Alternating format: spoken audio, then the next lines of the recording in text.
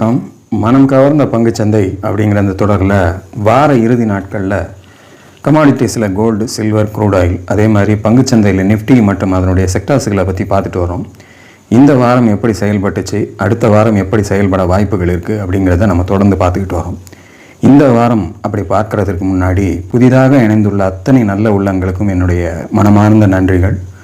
உங்களுடைய likes, comments மற்றும் subscription மூலமா நீங்கள் கொடுத்துட்டு வர ஆதரவுக்கு மிக்க நன்றி. இந்த வாரம் நம்ம முதல்ல எப்போவுமே வழக்கம் போல் பார்க்குற மாதிரி கமாடிட்டிஸ்லேருந்தே ஆரம்பித்து பார்க்கலாம். அதில் கோல்டு இந்த வாரம் வெள்ளிக்கிழமை இரவு சுமார் 11:30 இந்த டைமில் $2,772 ட்ரேடிங் நடந்துகிட்டு இருக்கு. கிட்டத்தட்ட $2,785 வரைக்கும் இன்றைக்கி உச்சம் போயிருக்கு. நம்முடைய ஏற்கனவே இந்த பர்டிகுலராக கோல்டு போன உச்சம் வந்து $2,790. இந்த உச்சம் வரைக்கும் அவங்க மேக்ஸிமம் போயிட்டாங்க. இப்போ திருப்பியும் அதே உச்சத்துக்கு போகக்கூடிய ஒரு வாய்ப்பு கோல்டு கிடச்சிருக்கு. ஸோ திருப்பி அந்த இடத்துல வந்து ஒரு ரெசிஸ்ட் ஆகி நின்றுருக்கிறத நம்ம பார்க்க முடியுது. ஒரு வேளை 2,790க்கு மேலே தொடர்ந்து செல்லக்கூடிய தொடர்ந்து செல்லக்கூடிய வாய்ப்பு ஏற்பட்டுச்சு அப்படின்னா 2,830 நம்முடைய அடுத்த ரெசிஸ்டன்ஸை டச் பண்ணுறதுக்கான வாய்ப்புகள் பிரகாசமாக இருக்குது. ஸோ அந்த வாய்ப்பை வரக்கூடிய வாரத்தில் கோல்டு தருதா அப்படிங்கிறத நம்ம காத்திருந்து பார்ப்போம். ஒரு நல்ல ஒரு ஏற்றத்தை கொடுத்துட்ருக்கிறதுனால இந்த வாய்ப்பு இந்த முறை நமக்கு கிடைக்குதா அப்படிங்கிறத நாம் பொறுத்திருந்து பார்ப்போம். அடுத்து சில்வர் பார்ப்போம். சில்வர் இந்த வாரம் 30.69-70 இந்த ரேஞ்சுக்குள்ளே, அதாவது 30.70 ரேஞ்சில் இன்னும் இருந்துகிட்டு இருக்கு. 32.10 நோக்கி அது போகணும். ஆனால் கோல்டு கொடுக்கக்கூடிய அந்த பர்ஃபார்மன்ஸை சில்வரால் இன்னும் தர முடியல. காரணங்கள் புரியல. இருந்தாலும் சில்வர் வந்து இன்னமும் அந்த $31 தாண்ட முடியாமல் 30க்கும் 31க்கும் நடுவிலேயே இருந்துக்கிட்டு இருக்கிறத நம்ம பார்க்க முடியுது. அடுத்து ஒரு வேகமான ஒரு மூவை கொடுக்கறதுக்கு தயார்படுத்திக்கிட்டு இருக்கோ அப்படிங்கிற மாதிரி தான் நமக்கு தெரியுது. அது எந்த பக்கங்கிறது நம்ம வெயிட் பண்ணி தான் பார்க்கணும். எப்படி இருந்தாலும் நமக்கு ஒரு முக்கியமான ரெசிஸ்டன்ஸாக 32.10 கீழே 28.40 இருக்குது. அதற்கு உட்பட்டு தான் இன்னமும் இருக்குங்கிறதுனால அதை கடக்கும்போது தான் நமக்கு எந்த பக்கம் அதனுடைய ஸ்ட்ராங் மூமெண்ட் இருக்குங்கிறது நமக்கு தெரிய வரும். தற்சமயம் ஒரு சைட் வேஸில் இருந்துக்கிட்டு இருக்கிறத நம்ம சில்வராக பார்க்க முடியுது. தொடர்ந்து வரக்கூடிய வாரத்தில் என்ன மாதிரியான ஒரு வாய்ப்புகளை தருதுன்றதை காத்திருந்து பார்ப்போம். அடுத்து க்ரூட் ஆயில் பார்ப்போம். க்ரூட் ஆயில் $74 ட்ரேட் ஆகிட்டு இருக்கு. $80 வரைக்கும் போயிட்டு திருப்பி $74 வரைக்கும் இறங்கி வந்திருக்காங்க. கீழே ஒரு சப்போர்ட்டுன்னு பார்த்தீங்கன்னா 72 ஒரு முக்கியமான சப்போர்ட். ஸோ அதில் நெருங்கிட்டு இருக்குது. ஒருவேளை அந்த லெவலுக்கு வந்து ஒரு ரீட்ரேஸ்மெண்ட் பண்ணிவிட்டு திருப்பி மேலே போகிறதுக்கான வாய்ப்பை எடுக்குதா அப்படிங்கிறத வரக்கூடிய வாரத்தில் பார்க்கணும். எப்படி இருந்தாலும் 80 ஒரு ரெசிஸ்டாக இருக்கிறதுனால இந்த இடம் வந்து 72 ஒரு சப்போர்ட் எடுத்து திரும்புறதுக்கு வாய்ப்பு எடுக்குதா க்ரூட் ஆயில் அப்படிங்கிறத பொறுத்திருந்து பார்ப்போம். அடுத்து நிஃப்டி மற்றும் அதனுடைய செக்டார்ஸுகளை பற்றி பார்த்துடலாமா? Nifty 23,092 closing. 23,360க்கு மேலே இந்த வாரம் போகிறதுக்கு முயற்சி பண்ணியிருக்காங்க. கிட்டத்தட்ட 2 நாட்கள் அதை நெருங்கி சென்றுட்டு அங்கேருந்து ஒரு க்ளோசிங் கொடுக்க முடியாமல் கீழே வந்திருக்கு. இன்றைக்கி கூட ஆல்மோஸ்ட் 23,347 வரைக்கும் ஹை போயிருக்கு.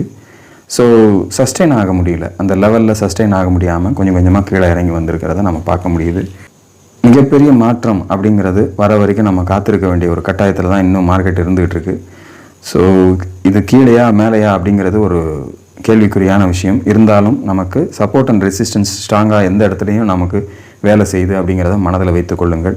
23,360க்கு மேலே க்ளோசிங் வரும்போது தான் நமக்கு அடுத்தபடியாக 24,000ங்கிற ரெசிஸ்டன்ஸை நோக்கி போகும் அப்படிங்கிறத மைண்டில் வச்சுக்கிட்டு, அப்படி போகாத வரைக்கும் நமக்கு கீழே 22,800 22,430 முக்கியமான சப்போர்ட்ஸாக நமக்கு செயல்படுங்கிறத நிஃப்டியை பொறுத்தளவில் மனதில் வைத்துக் கொள்ளுங்கள். அடுத்து செக்டார்ஸுகளை பார்க்கலாம். செக்டார்ஸுகளில் நம்ம வழக்கமாக முதல்ல பார்க்குறது பேங்க் நிஃப்டி. 48,367 இதனுடைய க்ளோசிங் போயிருக்கு. 48,580க்கு கீழேயே இந்த வாரமும் முடிஞ்சிருக்கு. பட் வாய்ப்பு கொடுத்து கொஞ்சம் மேலே போனதையும் நம்ம பார்க்க முடிஞ்சது. இந்த வாரம் 49,500 வரைக்கும் நெருங்கி சென்றிருக்கிறாங்க. இருந்தாலும் ஒரு பெரிய சக்ஸஸ் இல்லை. அங்கேருந்து மறுபடியும் எங்கே புறப்பட்டுச்சோ அந்த இடத்துலேயே வந்து அதனுடைய க்ளோசிங் கொடுக்கப்பட்டு தான் நம்ம பார்க்க முடியுது. கிட்டத்தட்ட இந்த 2 வாரமும் இந்த லெவலுக்குள்ளே தான் இருந்துகிட்டு இருக்கிறத நம்ம பார்க்க முடியுது. ஸோ ஒருவேளை அடுத்த வாரம் தொடர்ந்து கீழே விழக்கூடிய வாய்ப்பு ஏற்பட்டால் 47,470 வரைக்கும் செல்வதற்கு வாய்ப்புகளாக மாறிடும். மேலே 48,580 தொடர்ந்து ஒரு ரெசிஸ்டன்ஸாக இருந்துகிட்டு இருக்குதுங்கிற மனதில் வைத்துக்குங்க. அடுத்த செக்டர் பார்க்கலாம். Fin Nifty 22,513 closing. 22,860 கீழே தான் இந்த வாரமும் மெயின்டைன் பண்ணப்பட்டிருக்கு.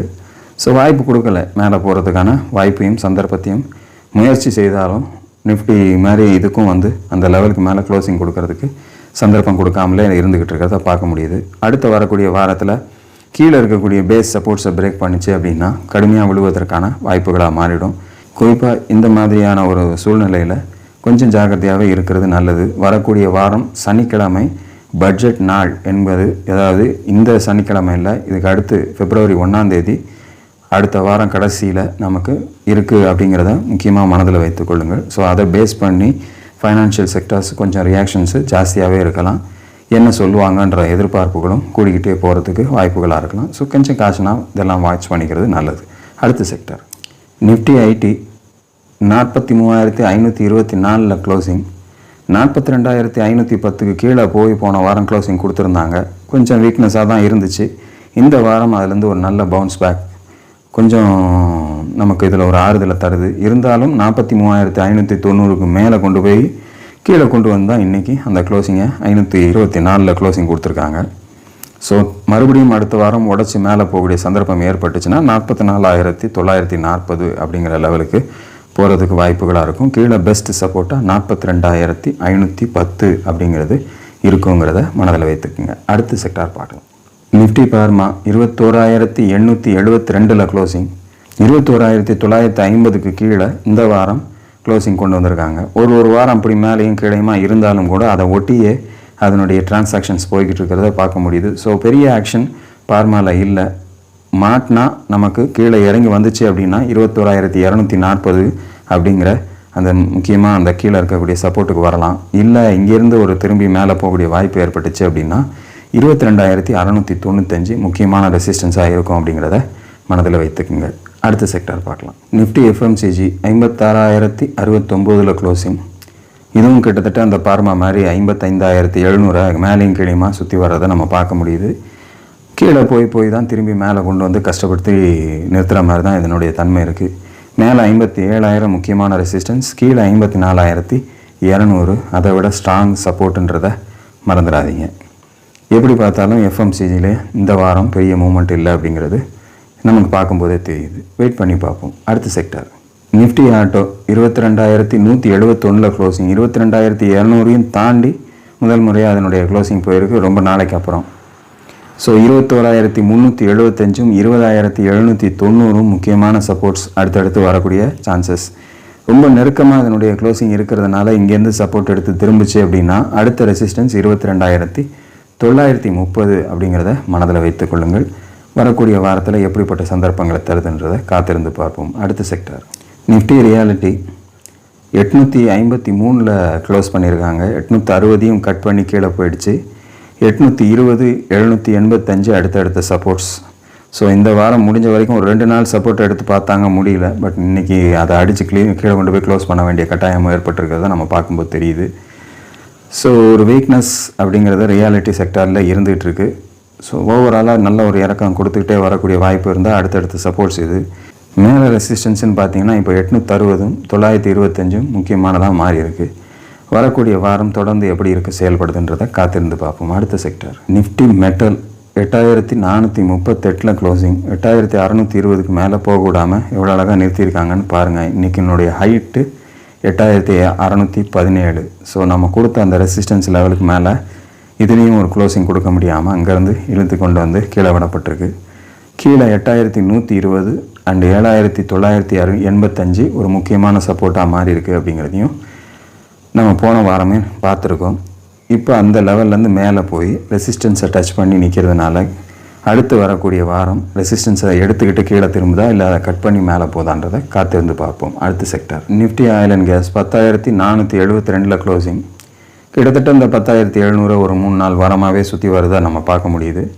10,250ன்ற சப்போர்ட்டை நெருங்கியும் போக மாட்டேங்குது. மேலே மறுபடியும் 11,000 தாண்டியும் மேலே போக மாட்டேங்குது. ஸோ இதுலேயும் ஒரு சைட்வேஸ் மூவ்மெண்ட் இருந்துக்கிட்டு இருக்கு. அதை பார்க்கணும். இந்த வாரம் வீக்காக தான் க்ளோஸ் ஆகிருக்கு. பார்ப்போம். அடுத்து வரக்கூடிய வாரத்தில் தொடர்ந்து இந்த சப்போர்ட்ஸை பிரேக் பண்ணுதுன்னா கொஞ்சம் வீக் ஆகிறதுக்கு மேற்கொண்டே வீக் ஆகிறதுக்கு வாய்ப்புகளாக மாறலாம். ஸோ இதுதான் இந்த வாரத்துக்கான செக்டர் லெவல்ஸ்.